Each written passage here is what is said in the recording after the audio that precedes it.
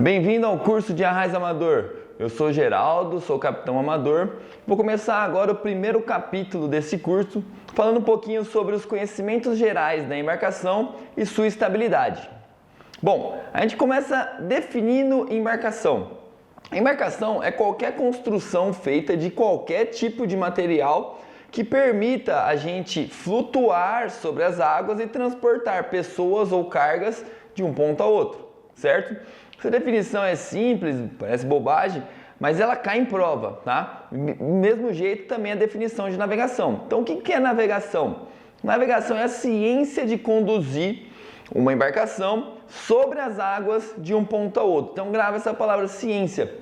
Por quê? Ao longo dos tempos, a gente passou por vários tipos de navegação. Por exemplo, a gente teve a navegação estimada, que é uma navegação que a gente utiliza basicamente pontos notáveis na costa, ou mesmo unidades de medida de velocidade ou de distância. Então pensa que eu saí no porto, naveguei durante 2 horas a 10 nós. E aí eu vou estimar que eu vou chegar em tal ponto que vai estar na carta náutica. Ou eu olho 2 pontos notáveis na costa, uma igreja, um farol, cruzando esses pontos com as direções que eu estou vendo deles, consigo determinar meu ponto também. Então é uma navegação que você vai estimando a sua posição através de conhecimentos matemáticos e observações que são feitas. Outro tipo de navegação que também foi muito usada e ainda é a astronômica, que a gente utiliza basicamente o Sol, a Lua, as constelações das estrelas para identificar a nossa posição na Terra, tá? A gente não precisa de nada mais além de um sextante ou alguns instrumentos para a gente avaliar o ângulo do Sol, aí, da posição deles. Então é uma navegação também que já foi utilizada. E por fim, a mais atual e mais completa, a navegação eletrônica. Essa navegação eletrônica é aquela que a gente utiliza equipamentos eletrônicos, por exemplo, GPS, radar, sonar, DGPS, dentre vários outros instrumentos que a gente pode utilizar. E ela é a navegação mais precisa, é a que a gente mais utiliza hoje em dia. Porém, ela é passível de sofrer erros, né? Imagina que você está navegando e dá um pane elétrico na sua embarcação. Vai parar de funcionar todos os equipamentos e aí você vai ter que recorrer às navegações antigas ali, estimada, astronômica, para você conseguir chegar no seu ponto, né, que você está planejando. Por isso é sempre importante a gente ter a bordo a nossa carta náutica. O que é a carta náutica? Ela é um mapa da região onde a gente está navegando. Imagina que a gente está navegando, por exemplo, aqui na Baía do Guanabara, eu quero sair de um ponto até outro e aí eu quero saber o que eu vou encontrar no meio da minha navegação. A carta náutica ela vai falar se eu vou encontrar algum perigo, vai falar as profundidades por onde eu estou navegando, vai dar alguns auxílios para a minha navegação, por exemplo, me informar onde tem boias, faróis, rotas e por aí vai. Tá? Então a carta náutica é um instrumento bastante importante e eu saliento aqui agora que ela também tem escalas diferentes, por finalidades também diferentes. Imagina que eu vou fazer um caminho muito longo, às vezes não cabe todo esse percurso numa carta pequena, então eu pego uma carta geral. Cartas gerais elas têm grande extensão de território e elas vão dar pouco detalhe daquele território que eu estou navegando, porque senão fica muito poluído. Então, quando eu quero fazer uma carta mais especial, ali, mais particular, mais localizada, aí eu utilizo uma carta particular. Tá? Aqui eu só estou dando um ênfase, né? Tem esse quadradinho aqui que a gente pegou uma carta geral, por exemplo, da Baía do Guanabara até Santos, né? Ou vice-versa.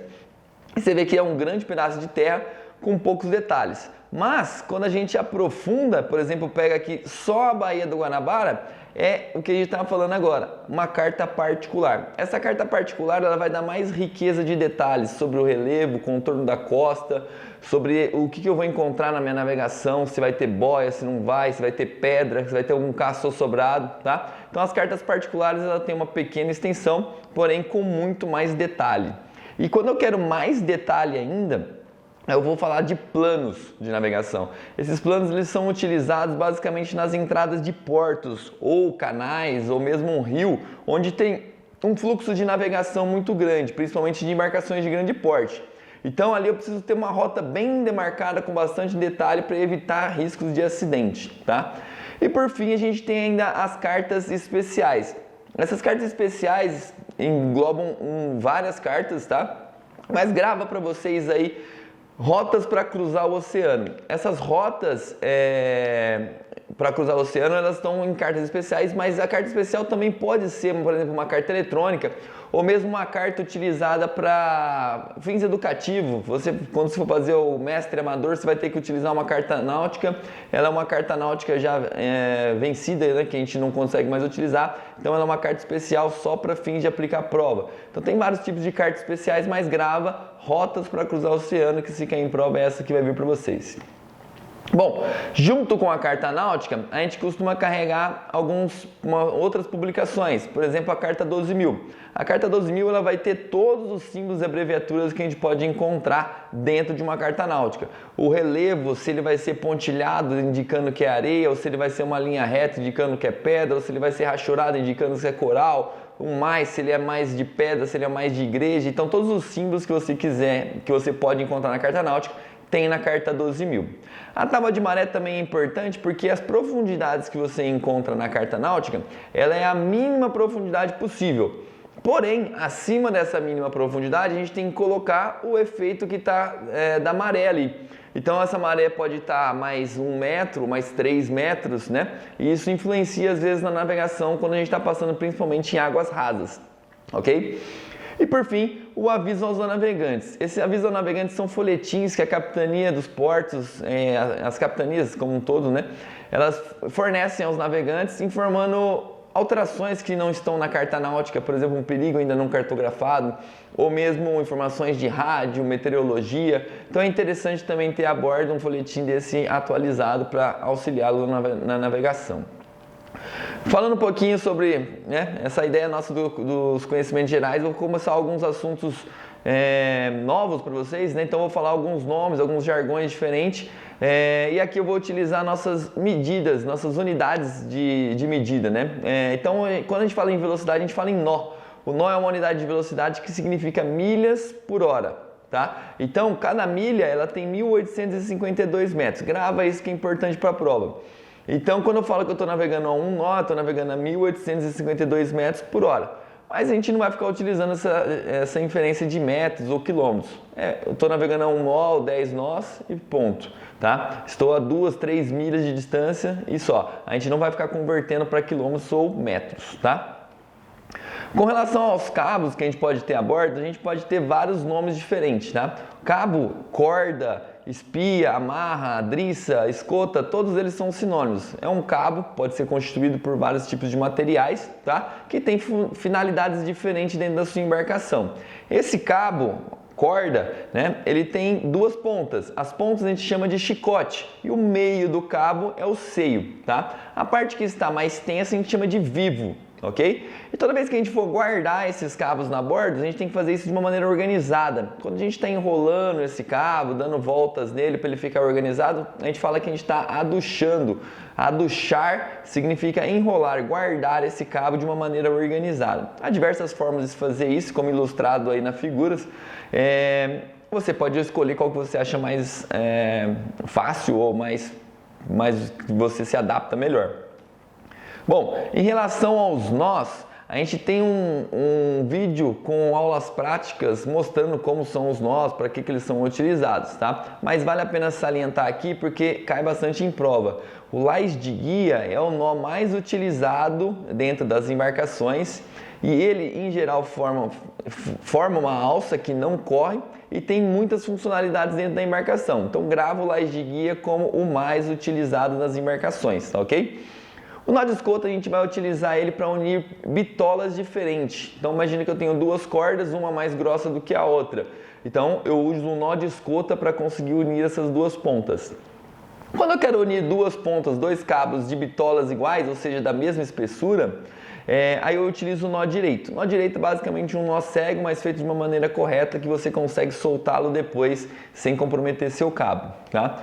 E ainda a gente tem a definição de volta. A volta do fiel é a mais utilizada e tem um vidinho lá explicando para vocês, mas só para entender a diferença de volta e nó, a volta a gente não dá um nó propriamente dito, a gente faz só umas voltas dentro de uma madeira ou uma viga e a tensão que é aplicada no cabo, quando você faz essa volta de maneira correta, gera um atrito ali que o cabo não corre.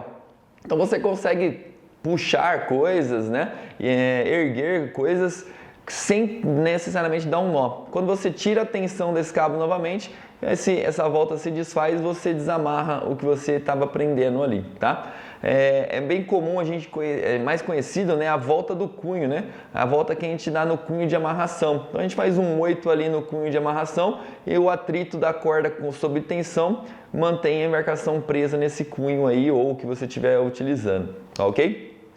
Bom, com relação às terminologias da embarcação, a gente vai falar tudo que é na frente da embarcação, a gente vai chamar de proa, tá? E tudo que a gente está atrás, a parte de trás da embarcação, é popa. As laterais da embarcação chamamos de bordo. Então a gente vai ter dois bordos, o lado esquerdo, que é o bordo de bombordo, e o lado direito, que é o bordo de boreste. Grava essas duas palavrinhas que são importantes, inclusive as cores. Então a esquerda é o lado do coração, o lado de que bombeia, né, o sangue. E aí vai ter a cor vermelha que a gente chama de encarnada, a cor de carne, tá?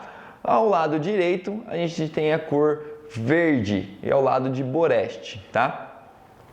Bom, no meio da embarcação, né, dividindo a nossa embarcação em dois aí, né, exatamente no meio, a gente chama de través. E entre o través e a proa da embarcação, chamamos de bochecha. Entre o través e a popa da embarcação, chamamos de aleta, tá ok? A gente vai ter aleta, bochecha, través de boreste e de bomborda. Afinal, são dois lados que a gente tem na embarcação, tá ok? Essas terminologias, elas são interessantes quando a gente fala em relação às direções relativas, tá? O que é essa direção relativa? Quando a gente está navegando, por exemplo, você é o comandante da embarcação e eu estou te auxiliando, eu avisto, por exemplo, um jet ski vindo desgovernado para o nosso lado lá. E eu pego e falo para você, ó, tá vindo um jet ski pela bochecha de bombordo. Então você já vai olhar pela bochecha de bombordo. Mas do mesmo jeito que eu falo bochecha de bombordo, eu posso falar que está vindo a 315 graus. O que significa isso? Começando a contar da proa da embarcação 0 graus, a gente tem 360 no sentido horário até a proa de novo, tá? Então o que vai acontecer? A bochecha vai estar representada por 45 graus, mais 45 graus vamos estar ao nosso través, mais 45 graus pela aleta, mais 45 na popa. E a gente continua a rodar novamente, 45 graus aleta de bombordo, través e bochecha também de bombordo, tá? Então cada uma vai ter uma direção aí relativa que é de 45 e 45 graus. Isso daí também pode ser utilizado conforme ponteiros do relógio. Então você está navegando aqui, nossa proa da embarcação está reto. Eu avisto um barco vindo na nossa popa. Então eu falo assim, ó, tem um barco vindo às 6 horas. 6 horas então está atrás da embarcação. Ah, tá vindo um outro barco às 9 horas, então tá vindo pelo través de bombordo, tá? Então essas direções relativas são muito utilizadas dentro da embarcação quando a gente está um auxiliando o outro, para identificar mais objetivamente onde que está sendo avistado algum obstáculo ou objeto. Aqui só mostrando que pode ser muito mais detalhado, né? A gente pode colocar, por exemplo, que eu estou avistando um barco a 39